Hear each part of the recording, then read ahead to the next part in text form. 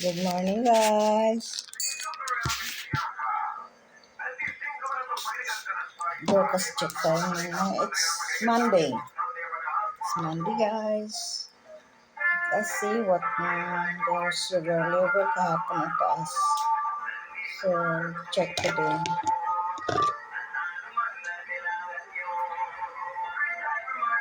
Check, guys. Your lolang tindira here. Look, guys, so it's running. Masamang pakiramdam ko kahapon because of stress, anxiety, and depression, guys. Yun ang pataas sa ating sugar, not always na ang pagkain or the sugary foods. So the sugary foods, we can control it by eating small amount. But the big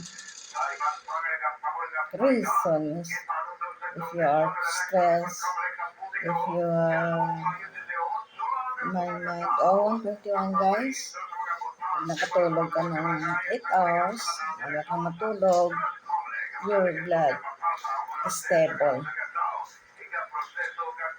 Guys, in my observation on my body,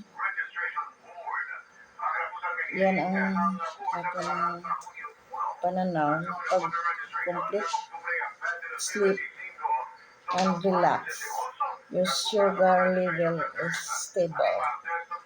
Thank you, Lord, for this wonderful day. Aalis muna kami ngayon, guys, ha. May puntahan na lang importante. Please guide us every step we make and every move